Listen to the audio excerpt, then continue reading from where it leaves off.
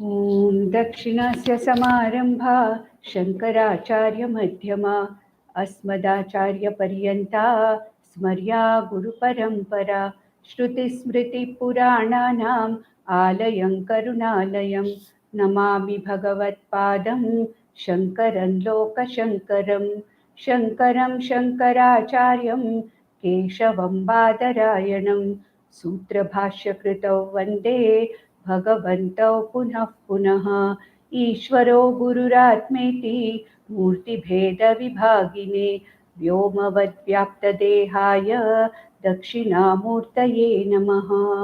परिज्ञानाश्रम श्रीगुरुशङ्कर परिज्ञानाश्रम शङ्कर सद्गुरु केशववामन कृष्णपाण्डुरङ्ग आनन्द परिज्ञान गुरुः सद्यो जात शङ्कर सद्गुरुः गुरुर्ब्रह्मा गुरुर्विष्णु गुरुर्देवो महेश्वरः गुरुः साक्षात् परब्रह्म तस्मै श्रीगुरवे नमः।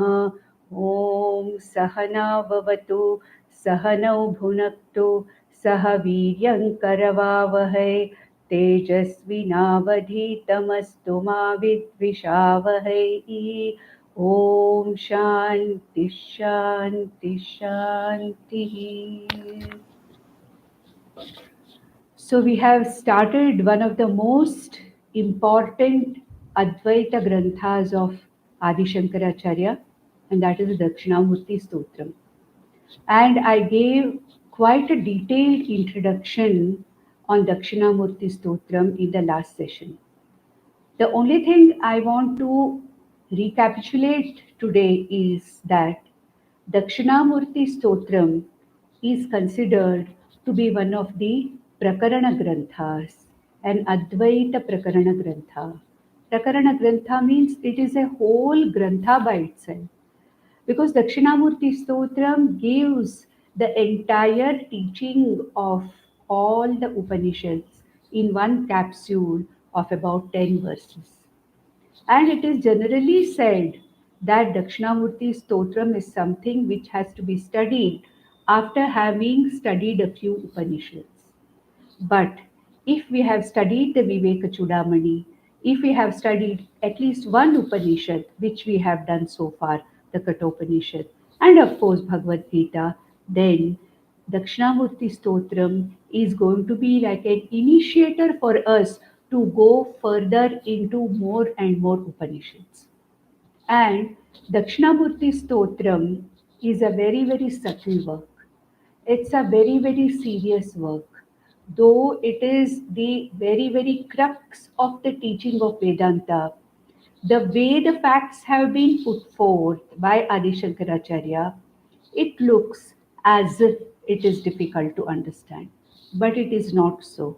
If it is properly explained, then on the basis of what we have studied so far and what we have understood so far, it is not going to be that difficult. Of course, some people tell me that sometimes I repeat. Repetition is very necessary in Vedanta teaching because the subject is very subtle and everyone who's listening may not be equally exposed to Vedanta, and therefore it is very necessary to repeat some of the things which are talked about, because Vedantic truths are something which probably we are exposed to for the first time, and then it takes us some time to digest these things which are talked about by Vedanta. And therefore, repetition is not a defect here. Repetition is an effort on the part of the speaker or the guru in the Gurukulam to make this very, very subtle and difficult subject to internalize better, to understand better. And Dakshinamurti Stotram, again being a little hard nut to crack, you may find that I am going slow and also sometimes I may be repeating. But you will have to bear with me, because if I just say it once and go forward, I can do that. But it may not be appreciated or understood by everybody. Therefore, I'm going to take it as, for me myself, I'm going to take it as something which I need to repeat myself to understand what it is myself. And therefore, I request all of you to kindly bear with me if there are any repetitions. This I'm specifically saying, especially for Dakshinamurti stotram. And Dakshinamurti stotram, as I said, is not only a prakarana grantha, but it is also a stotra to invoke the grace of God or Dakshinamurti. Dakshinamurti, we saw, is considered the Adi Guru. We can even say Anadi Guru. A guru who had no Adi, who is the very first who started the Sampradaya of Brahma Vidya teaching. Brahma Vidya Sampradaya Krit he is called. That is, this tradition of teaching Brahma Vidya from Guru to a Shishya, from Guru to a Shishya, using the Pramana of Vedanta is something. Veda Pramana or Vedanta Pramana is actually a tradition. And Vedanta has to be taught in the same tradition. There is no scope for innovativeness in teaching of Vedanta. I have to give it the same way as I have received from my Guru, because the teachings of Vedanta are so subtle and so important that I cannot have a system of my own to give this teaching, because I may create problems for the listener. Therefore, in Vedanta, the teaching is given as it is received from the Guru. This is what is called as the Brahma Vidya Sampradaya. And Bhagwan Dakshinamurti, who is nothing but a manifestation of Lord Shiva, as our Pujya Swamiji says, Shiva Tattva, that Brahman, that knowledge manifested itself in the form of a guru and then created this sampradaya, and it passed through hundreds of gurus, and now my guru is the link for me, the ultimate link for me to connect to all the previous acharyas. And therefore, Dakshinamurti Stotram is used to invoke the blessings of Lord Shiva as the Adi Guru in making this learning possible. And as I said, that Dakshinamurti Stotram does not start with what we have started. It starts later with Vishwam Darpana Drishyamana Nagari, which we will see. But it being a stotra and it being something where we can invoke the grace of Lord Dakshinamurti, some dhyana shlokas have been introduced. The dhyana shlokas are not a part of the main Dakshinamurti stotram. Dakshinamurti stotram contains only 10 verses, whereas the first 6 verses, which we see before the actual teaching starts, are the verses which are actually dhyana shlokas. And the dhyana shlokas are the ones which are added by other writers like Sureshwaracharya and others. Just like in Bhagavad Gita, we had the dhyana shlokas in Bhagavad Gita which were not a part of the main text of Bhagavad Gita. And in the last session, we started looking into the very first dhyana shloka where Dakshinamurti is worshipped, or the Guru and the Shishyas offer their namaskaras to Dakshinamurti and then expect or invoke the blessings of Dakshinamurti so that the teaching goes on well from the part of the teacher and the receiving of this teaching happens well on the part of the Shishya also. And therefore, I said it is always chanted together by the Guru and the Shishyas, especially when very terse Vedantic texts like Brahma Sutras are taught in the Gurukulams. Now let us see what the first verse says. First verse is not the verse of the main stotram, but the dhyana shlokam, which we started last time, but I had to cut short because of lack of time. So we'll start it all over today from the very first verse. So, Om Mauna Vyakya Prakatita Para Brahma Tattvam Yuvanam वर्षिष्ठान्तेव सदृशिगणैः आवृतं ब्रह्मनिष्ठैः आचार्येन्द्रं करकलितचिन्मुद्रमानन्दरूपं स्वात्मा रामं मुदितवदनं दक्षिणामूर्तिमीडे दक्षिणामूर्तिम् ईडे. I worship, I offer my namaskaras to Lord Dakshinamurti. Who's this Dakshinamurti? So, all the attributes of Dakshinamurti are explained here. What kind of a Dakshinamurti is it that I am offering my namaskaras to invoke the blessing? I told you in the last session also various depictions of Dakshinamurti as to what Dakshinamurti carries in his four upper limbs, how Dakshinamurti is sitting, what is he wearing on his head. Again, when we come to one of the verses of Dakshinamurti, in the description of Ashtamurti, we will see again the physical form of Dakshinamurti. So we saw the physical form of Dakshinamurti. Why are we worshipping the physical form? It is a Saguna Ishvara Upasana or Saguna Brahma Upasana. Only as Upasana.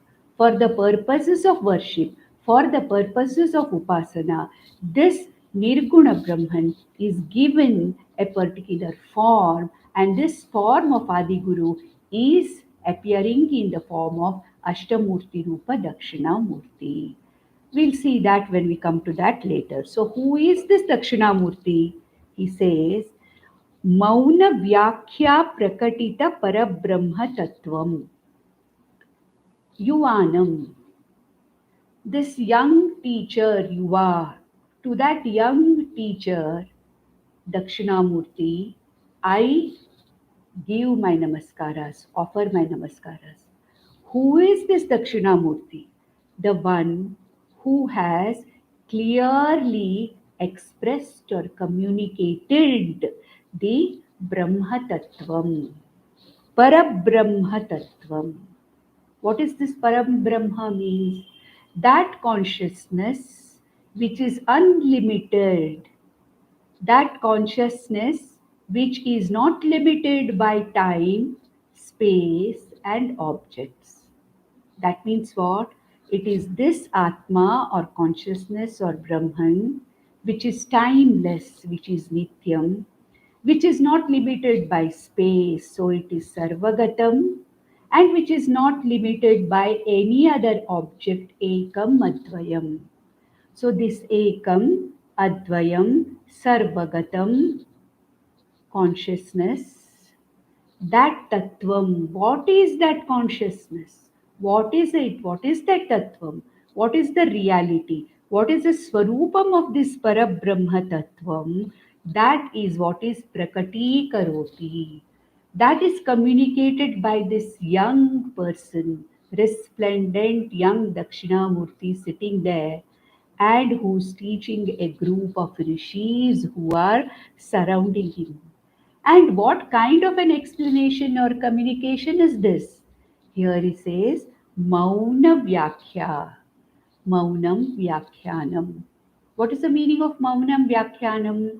That means, actually, if you take the Vachartha, if you take the word to word meaning, it means Dakshinamurti is conveying that Parabrahma Tattvam silently.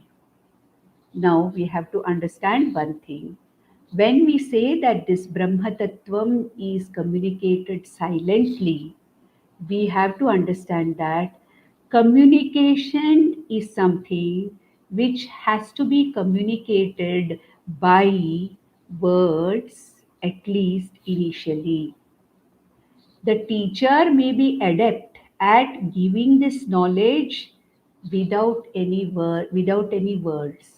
Non-verbal communication may be possible for a guru, but what about the shishyas? Are we capable of understanding the non-verbal communication of the guru? Verbal communication itself is so difficult for us to understand. When it comes to Parabrahma Tattvam, so does it mean that Dakshinamurti Guru gave this without speaking anything? That means I sit here for 1 hour without talking. You sit there in front of your mobiles or laptops without hearing anything. Is the knowledge going to be transferred in any way? It's not going to be. Therefore, what is the meaning of Maunam Vyakhyanam? It means that whatever cannot be objectified by words, what is it that is being taught? Parabrahma Tattvam. Parabrahma Tattvam is the subtlest thing. It is not a matter principle. It is pure consciousness. It is not objectified by words. Therefore, it has to be explained in a very different way, and that is what is called as Lakshanataya, Lakshyartha. We saw that in Vivek Chudamani also. How Parabrahma Tattvam, how the Mahavakyam is explained using the Lakshyartha, not the Vachyartha. Because Brahman or consciousness is not some object in front of me which I can express like in a classroom, a particular thing is demonstrated by a teacher by showing it. It is not possible to show like that. We have already seen that this consciousness is something which is not an object of perception because it is me myself. I, the very subject itself, is this Atma, this Brahman, this Parabrahma Tattvam.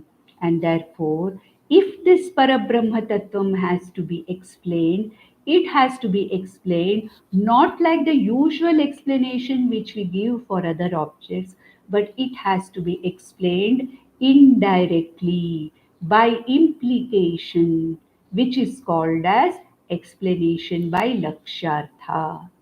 If you remember, in Viveka Chudamani, we saw implied way of explanation can be done in 3 ways: Jahati Lakshana, Ajahati Lakshana, Bhagatyaga Lakshana.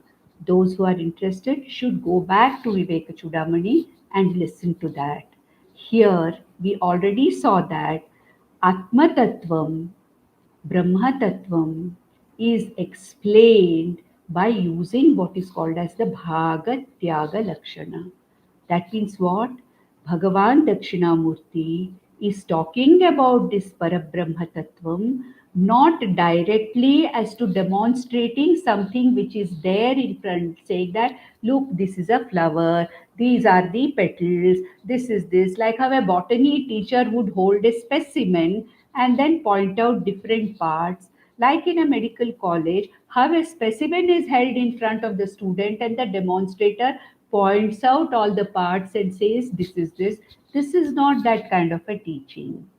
Vedanta is a teaching where Lakshanataya Parabrahman is explained. Therefore, Mauna Vyakhya or Maunam Vyakhyanam means that the teacher is explaining to the Shishyas all about this Brahman in an implied manner, in an indirect manner, which normally is not used. This is called as Lakshanataya explanation. Lakshanataya prakatīkaroti. Maunam Vyakhya Prakatita Parabrahma Tattvam means Parat Brahma Tattvam, this Dakshinamurti, Adi Guru, Prakatī conveys or communicates how? By Maunam Vyakhyanam or by indirect or Lakshana Vritti, not by the regular Shabda Pravritti, but by Lakshana Vritti he communicates. Words are necessary to communicate the Lakshana Vritti also. Words are necessary to communicate Shabda Pravritti also. Then what is the difference? The way it is communicated is different. Words are used in a different way to communicate about that Atma Tattvam, which is nothing but I, myself.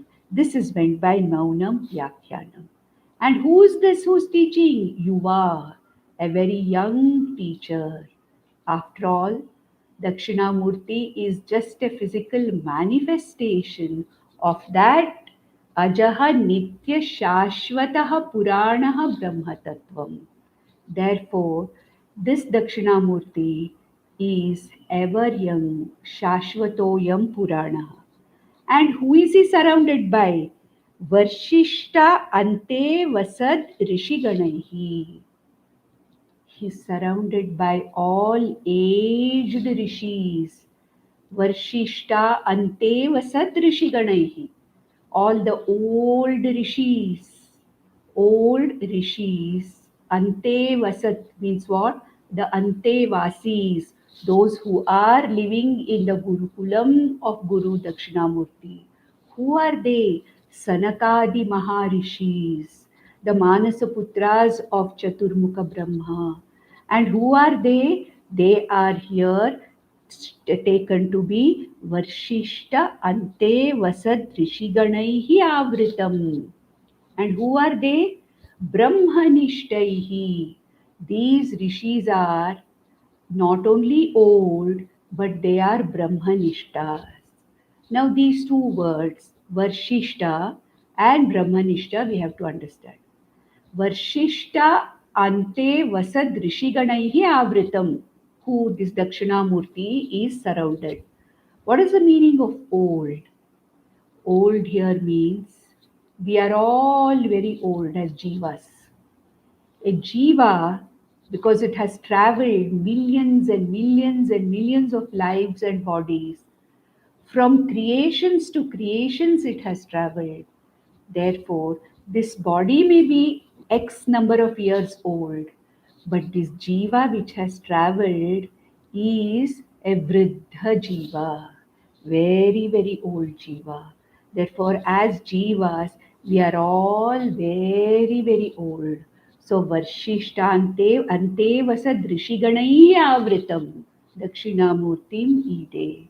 So, all these are not only old by age, the oldness or older, whatever is the seniority can be, they can be vayovriddhas, they can be jnana vriddhas, and they can be, as jivas, we are all vriddhas.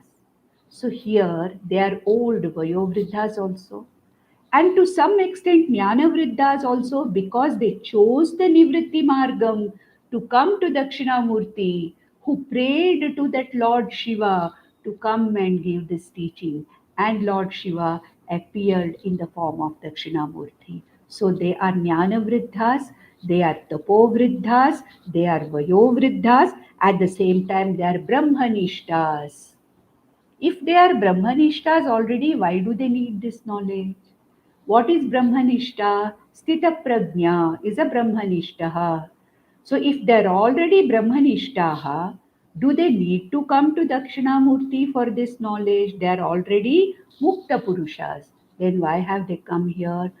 This Brahmanishta here means Saguna Brahma Upasana, they have done enough. Enough of Chitta Shuddhi has happened. Enough of Upasanataya Chitta Naichalyam has happened. Enough of tapas has gone. Therefore, they are Brahmanishtas, Saguna Brahmanishtaha, prepared for this knowledge. This is the meaning of Avritam Brahmanishtaihi.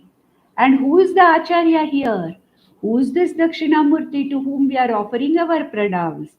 Acharyendram Karakalita Chinmudram Ananda Rupam. Acharya Indram, the greatest of the Acharyas, is Dakshinamurti. When we have to show something is very exalted, we add the name Indra after the name. Devendra, the most exalted among Devas, Indra.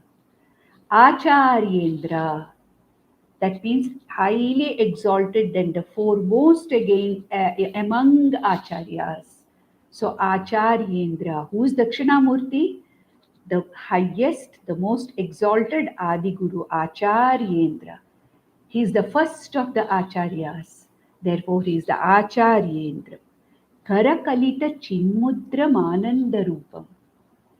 Whatever may be the pictorial and sculptural representation of Lord Dakshinamurti, the three arms may show different things, but the right lower arm showing Chinmudra is constant.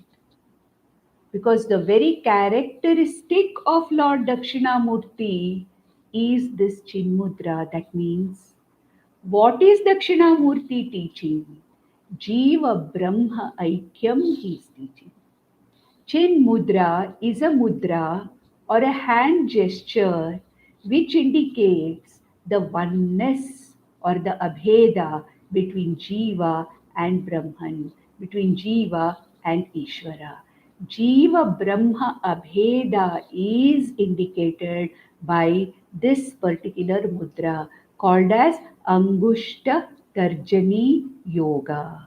When Angushta and Tarjani come together, the tips come together, there is a full circle which is formed. And this shows that there is no difference between Jiva and Ishvara. Where does Jiva start and where does Ishvara start? It's a circle.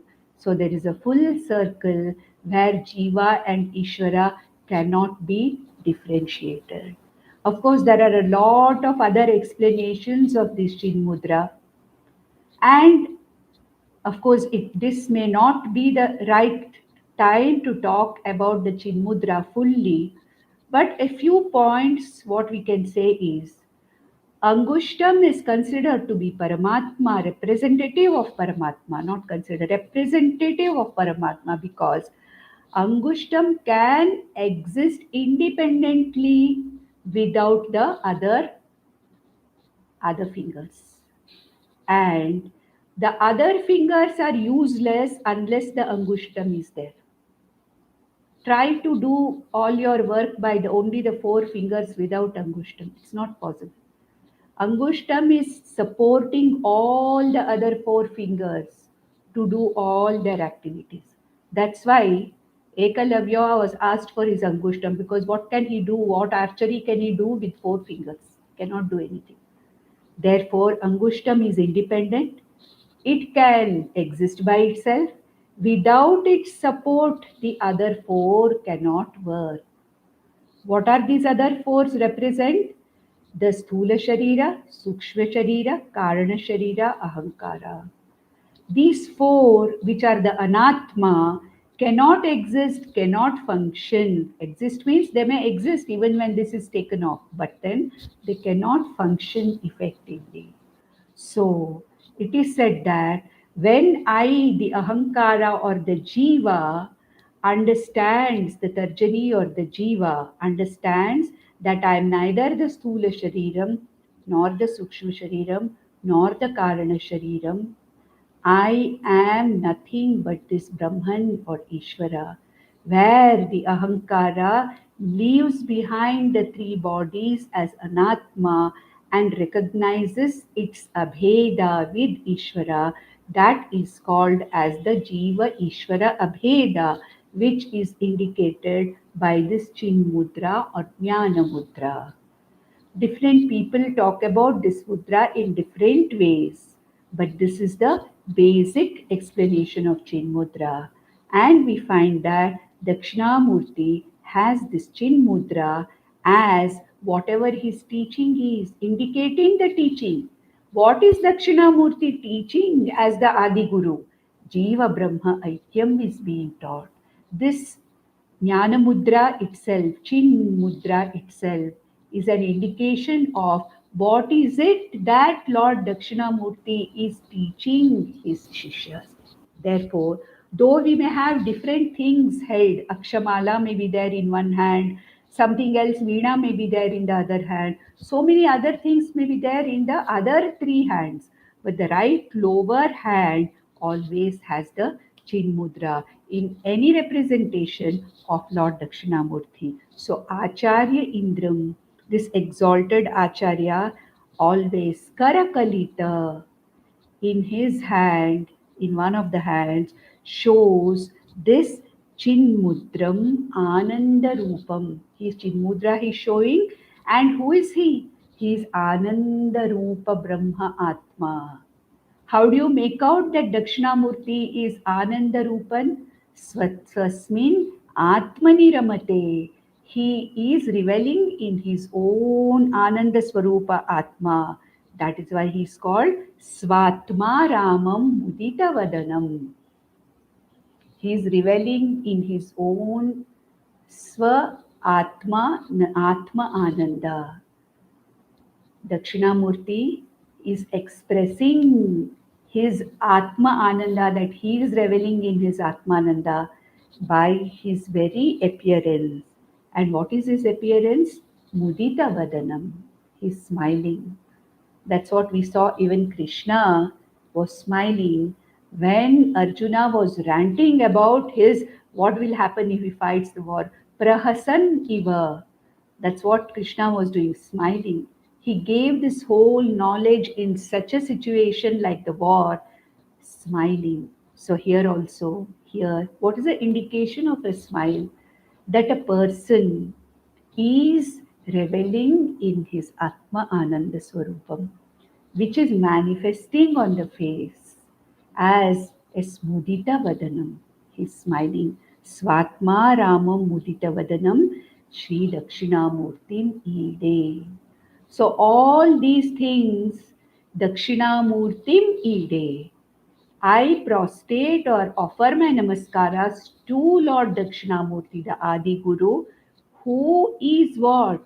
Who is communicating this Parabrahma Tattvam, who is reveling in his own Ananda Swarupa, manifesting the teaching by showing whatever he is going to teach in the form of Chinmudra, communicates this knowledge through Lakshana Vritti, and then who are the students, who are the the Vriddha Jivas.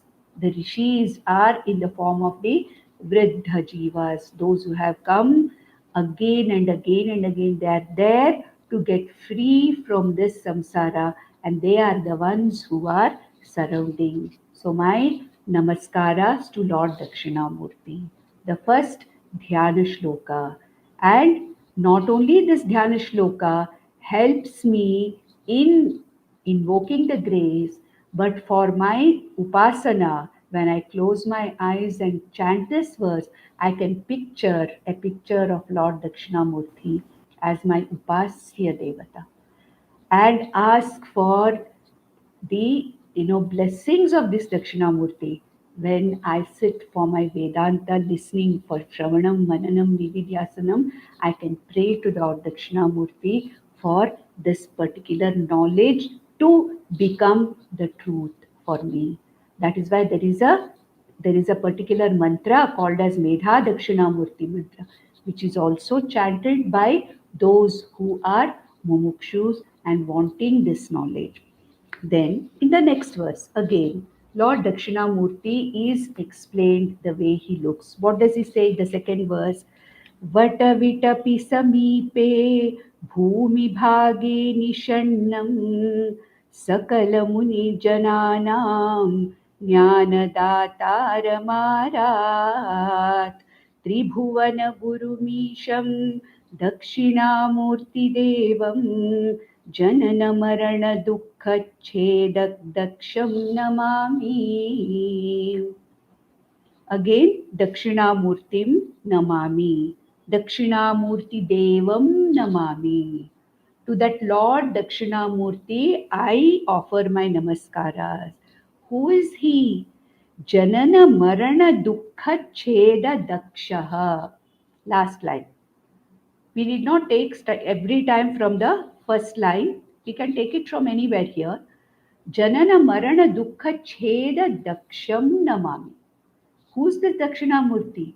The one who's adept at freeing me from the cycles of Janana Marana Dukkha. Janana Marana Dukkha Cheda, the one who can completely destroy the cycles of coming back again and again into Janma and Marana. Janana Marana Dukkha Cheda Daksham. Daksha means he is absolutely, the one who is most capable of completely cutting off this cycle of births and death. To such a Dakshinamurti Devam, to this Dakshinamurti Namami. And where is he sitting? What is he doing in this particular form of Dakshinamurti? Vatavitapi Samipe. Vatavita, banyan tree. He's sitting near a banyan tree, Samipe. Vatavitapi Samipe. He's sitting near a banyan tree where Bhumi Bhage Nishannam. Nishannam means sitting. Bhumi Bhage, on the floor, under a banyan tree, he's sitting. He's sitting under a banyan tree. So, Vatavitapi Samipe Bhumi Bhage Nishannam. This Daksha or this Dakshinamurti, who is capable of breaking the millions of cycles of death and birth that I have gone through, where is he sitting? Vatavitapi Samipe Bhumi Bhage Nishannam. Nishannam means sitting. Bhumi Bhage on the earth. Vatavitapi Samipe close to a Vatavriksha. Vatavitapi. Here Vata, here it means banyan tree. And what is he doing? Sakala Muni Jananam Jnana Dataram Arat. Sakala Muni Jananam Jnana Dataram. All the Munijanas who is sitting. There are different depictions again in the pictorial and in the sculptural depictions of Lord Dakshinamurti.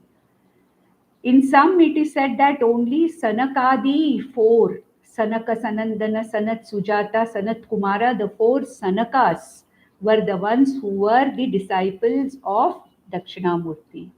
But in other depictions, it is shown that there were other rishis also, like Vishwamitra, Pippalada, etc., are also shown.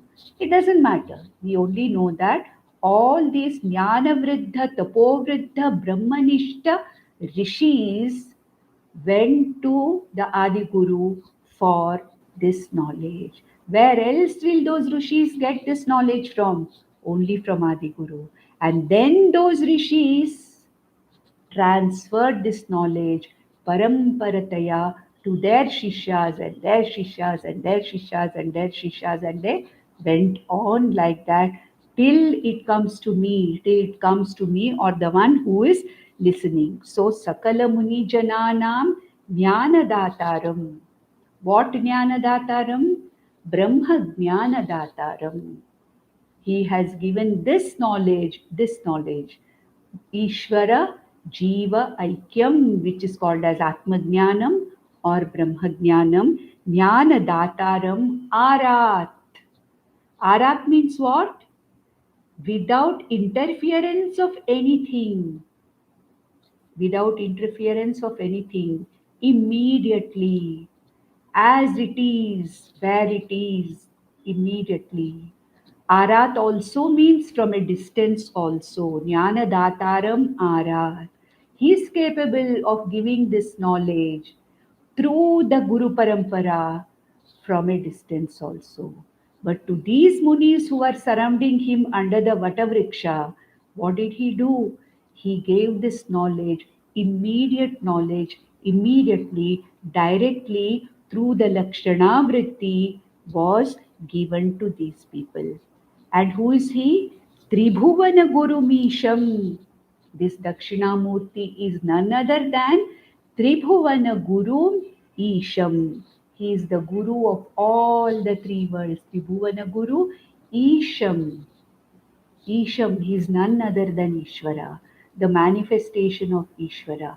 Who's Daksha, who's capable, who's an expert. Daksha means an expert in giving out this particular knowledge. To that Dakshinamurti Devam Janana Marana Dukkha Cheda Daksham Namami.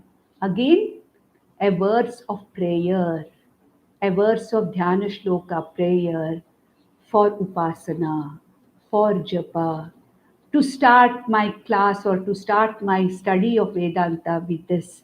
Then I am remembering the Adi Guru. Through my present Guru, I am remembering the Adi Guru.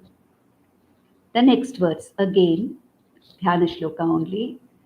चित्रं वटतरोर्मूले वृद्धा शिष्या गुरुर्युवा गुरोस्तु मौनं व्याख्यानं शिष्यास्तु छिन्न संशयाः. This is a repetition of the first Dhyana Shloka itself.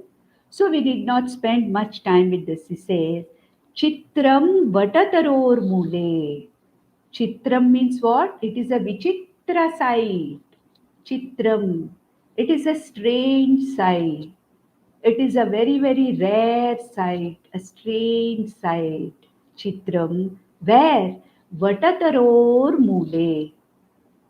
Under the banyan tree, Vatataror Mule. What kind of a Vichitra sight is this? What kind of an extraordinary scene is this? Vriddha Shishyaha Gurur Yuvaha. As I already explained, what is meant by a Vriddha? Vriddha Shishyaha. All the Shishyas are old. They can be Vayovriddhas, Tapovriddhas, Jnanavriddhas. They are ultimately Jivas, because of which they are millions and millions of years old. How old are all of us? We are all millions of years old because we have come again and again and again. Whereas who is this Guru? He is nothing but that Brahman, that consciousness, that Shiva Tattva, which has manifested in a form only to give this knowledge authentically. That is why, since this knowledge has come from the Adi Guru Dakshinamurti, it is considered to be the most authentic knowledge. Paravidya, the most authentic, the highest knowledge which has come from the Lord Himself, from Brahman, from Ishvara Himself. And again, Gurostu Maunam Vyakhyanam. Guroho tu. For the Guru, it is Maunam Vyakhyanam means he is explaining this Paravidya or Brahmavidya Lakshana Vritya, not by regular way of teaching. That is why teaching of the local vidyas, Laukika vidyas, and teaching of Brahma Vidya are entirely different. The pramanas used, the instruments of knowledge are different. The way the knowledge is communicated is different. The methodologies used are different. The modules of teaching used are different. So, Maunam Vyakhyanam here means it has been expressed in the way it should be explained. Brahma Vidya in the form of nothing other than Lakshana Vritya Prakatikaranam. That is what has done. And with this explanation, what happened? Shishyaha tu Chinna Samshayaha. No doubts remained in the minds of the Shishyas. Why? Because they are Brahmanishtas. They are already prepared intellects. That's why Dakshinamurti has to directly come. For all these Sanaka, Sanandana, these Sanat Kumaras and other rishis who are already fully prepared for this knowledge through enough of tapas, enough of upasana, enough of Saguna Ishvara upasana, who else can teach except Lord Himself, Ishvara Himself coming in the form of Dakshinamurti. So, Shishyastu Chinna Samshaya. Imagine Dakshinamurti as the Guru and all these Vriddha Shishyaha, Brahmanishtaha Shishyaha are the Shishyas.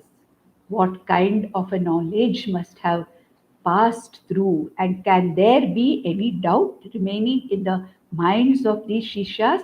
Shishyaha tu chinna samshaya. Then the next verse says again, Nidhaye sarva vidyanam bhishaje bhavaroginam gurave sarva lokanam dakshinamurtaye namaha. Again my prostrations and namaskaras to Lord Dakshinamurti. Nidhaye sarva vidyanam. He is the repository or nidhi of all the vidyas. Aparavidya and Paravidya.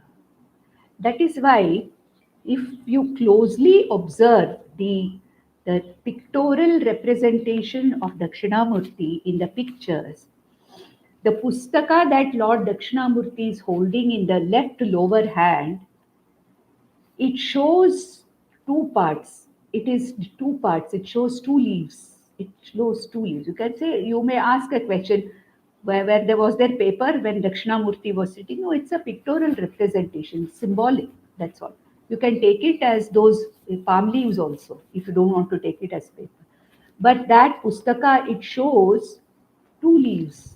One is said to be Paravidya, one is said to be Aparavidya. So he is a repository of all kinds of knowledge. All the Laukika Vidyas also, he is a person who is a expert in Para and Apara Vidya. Nidhaye Sarva Vidyanam Bhishaje Bhavaroginam. He is the very doctor. Bhishaje, Bhishaj means a doctor. Bhavaroga. All of us are suffering from Bhavaroga. No regular doctor can take me out of Bhavaroga. A doctor can help me from Sharirika Rogas and probably Manasika Rogas. But the Bhavaroga, which is the Roga of the Jiva, Jivatvam, cannot be removed by any doctor except a Brahma Vidya Guru. Only a Brahma Vidya Guru can remove this disease called as my Jivatvam. Therefore, Bhishaje Bhavaroginam, He Dakshinamurtaye, He Bhishaje Sarva Roganam, Bhishaje Namaha, Sarva Vidyanam Nidhaye Namaha. I prostrate you who is a Nidhi, repository of all the Vidyas. You are the one who can completely cure my Bhavaroga, my roga of coming back again and again into this samsara. Gurave Sarvalokanam. Hey Dakshinamurti, you are the Guru of all the lokas. Gurave Sarvalokanam Dakshinamurtaye Namaha. All these are the way of glorifying or stuti of Dakshinamurti.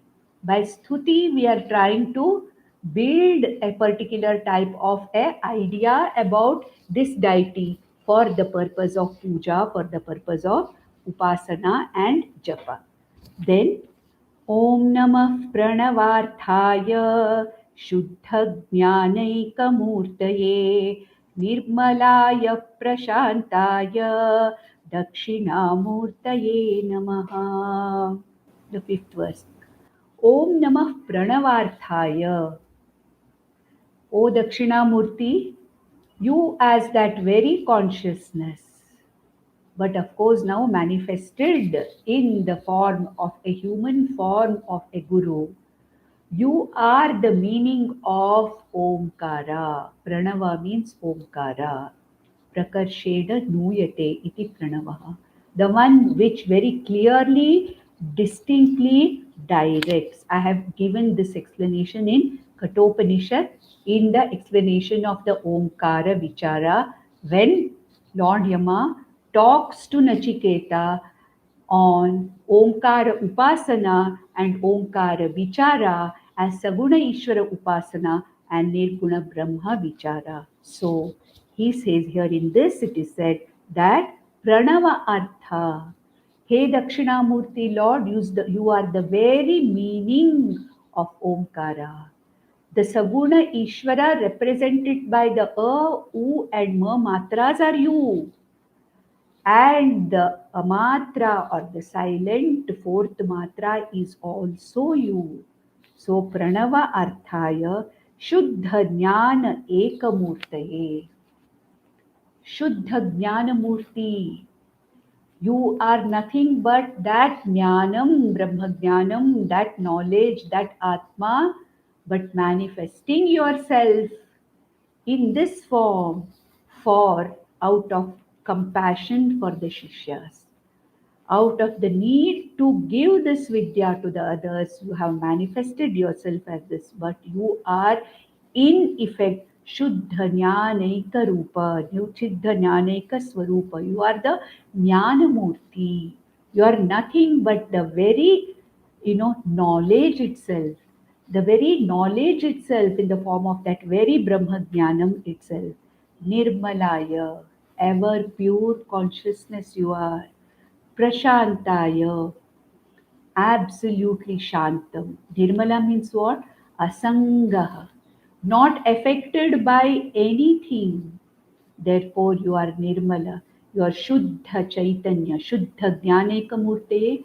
Shuddha Chaitanya. Atma Rupa you are. And therefore, you are Prashanta. There is no any kind of waves, there is no disturbance. Absolutely Shanta Swarupa, Atma Swarupa you are. To that Shanta Swarupa Dakshinamurti, my namaskaras. Of course, there are many people have added their different dhyana shlokas, but the most important six are these. The last one, we also chant in our regular initial Sabha Prarambha Prarthana also we chant this. So, Ishvaro Gururatmeti Murti Bheda Vibhagine Vyomavad Vyapta Dehaya Dakshinamurtaye Namaha. So, you this consciousness, Hey Dakshinamurti, you are this undivided, indivisible, Shuddha Jnana Rupa you are. But then, to give this teaching, you have manifested yourself in the form of Ishvara also, Guru also, and the Shishya also. What is that Ishvara or Brahman? The subject about which you are going to talk. The Jnanam about that Brahman, that also you are. That is the prameya. That is whatever we are supposed to know through this Brahma Jnana. That Brahman also is you. The teacher also is you. Guru also is you.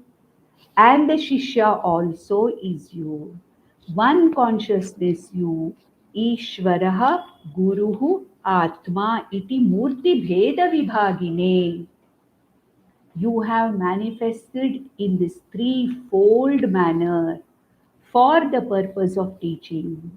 You are that consciousness about which you are going to talk about. You are that guru who is going to talk about this very thing. And you are that shishya also. It is the same consciousness. And that is true. It is the same consciousness in me, in Guru, and also that Brahman or Ishvara which is being talked about by Brahma Vidya. And that is what I have to know in Brahma Vidya.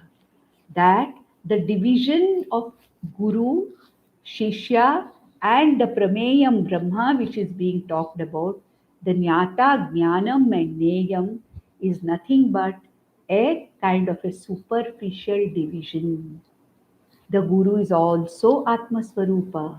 The Shishya is also the same Atma Swarupa.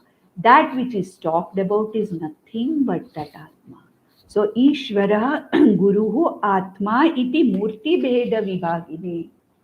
You have manifested yourself into these three forms, but you are that one consciousness. Like light which passes through a prism manifests itself in seven colors, but then it's not seven colors, it's arising from one white light is manifesting as that.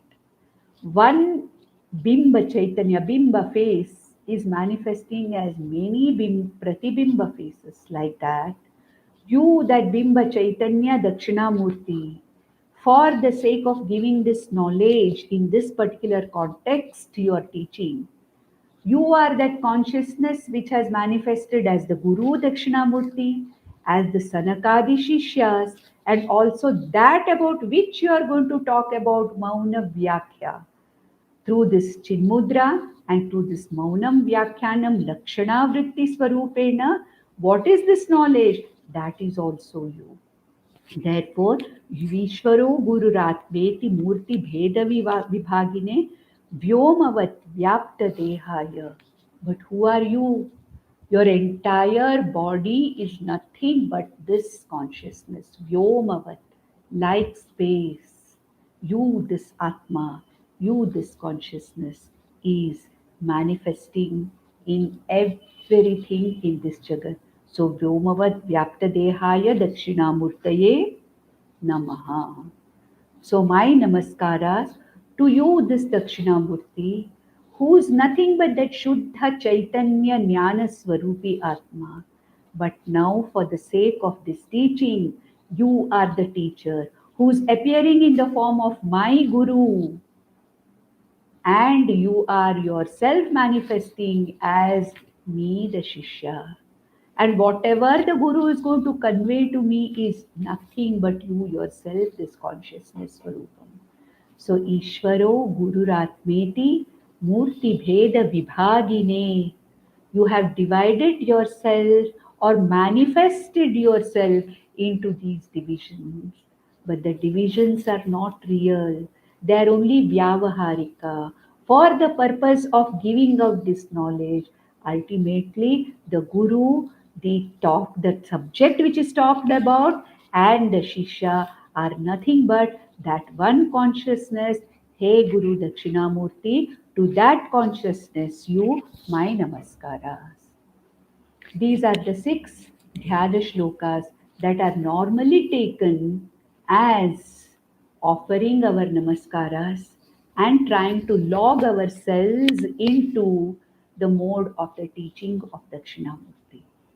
And then the actual teaching of Dakshinamurti stotram begins, written by Adi Shankaracharya, which, because of the lack of time today, we hardly have about 2 minutes. We'll start it from the next session. And next session onwards also, probably I'll be going quite slowly. And there are many aspects from which each shloka can be explained. There are many aspects. Different gurus may explain each sloka from a different point of view. But then I'm going to talk the way I have been taught by my Vedanta gurus. That is how I will be explaining the way every verse, the way it is explained by Tasmai Shri Gurumurtaye Nama Idam Shri Dakshinamurtaye, the way it has been received by me from my gurus. ॐ नन्दन्तु साधका सर्वे विनश्यन्तु विदूषकाः अवस्थाशाम्भवी मेस्तु प्रसन्नोऽस्तु गुरुः सदा सर्वे भवन्तु सुखिनः सर्वे सन्तु निरामयाः सर्वे भद्राणि पश्यन्तु मा कश्चित् दुःखमाप्नुयात् ॐ शान्ति शान्ति शान्तिः ॐ तत्सत्